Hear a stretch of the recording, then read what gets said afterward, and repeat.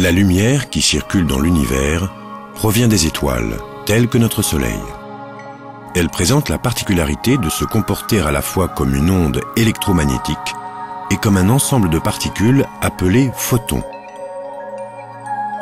À l'image des rides qui ondulent sur une eau calme, les oscillations des champs électriques et magnétiques qui composent la lumière peuvent être détectées depuis leur point d'origine. La lumière se propage dans le vide à une vitesse constante pendant des centaines, des milliers, voire des millions d'années avant d'arriver jusqu'à nous. Il existe des étoiles lointaines dans l'univers dont la lumière met plusieurs milliards d'années pour nous atteindre. Même la lumière de l'étoile la plus proche du Soleil, Proxima Centauri, met plus de 4 ans à nous parvenir, et cela à une vitesse d'environ 300 000 km par seconde.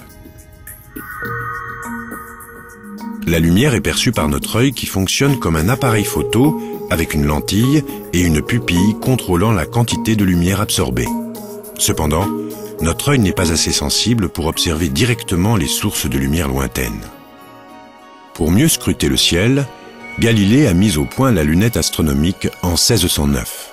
Basée sur le principe de la réfraction, ces lunettes courbaient les rayons parallèles de la lumière en leur faisant traverser une première lentille de verre, puis converger vers un point focal principal.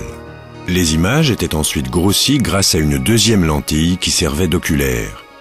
Ces premiers télescopes réfracteurs ne captaient pas plus de lumière que les jumelles actuelles. Pour voir plus loin, les lentilles de ces télescopes devaient être plus grandes. Toutefois, elles ne pouvaient dépasser une certaine taille.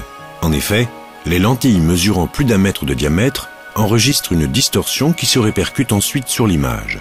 Les télescopes réfracteurs ont donc été supplantés par les télescopes réflecteurs. Ceux-ci utilisent un ou plusieurs miroirs pour réfléchir la lumière vers le point focal principal. Les miroirs réfléchissants nécessitent moins de maintenance que les lentilles et peuvent être bien plus grands. Par exemple, le miroir de ce télescope fait plus de 4 mètres de diamètre. Dans un réflecteur simple à 2 miroirs, la lumière est réfléchie sur le grand miroir, puis sur le petit, vers le point focal de convergence où elle est enregistrée de façon électronique.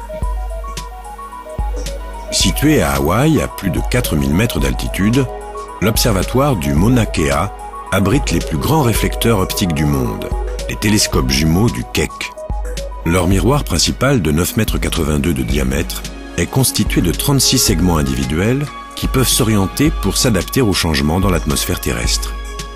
Les télescopes actuels permettent de capter la lumière émise par des sources situées à plusieurs milliards d'années-lumière, offrant ainsi des images de l'univers lorsqu'il était encore jeune.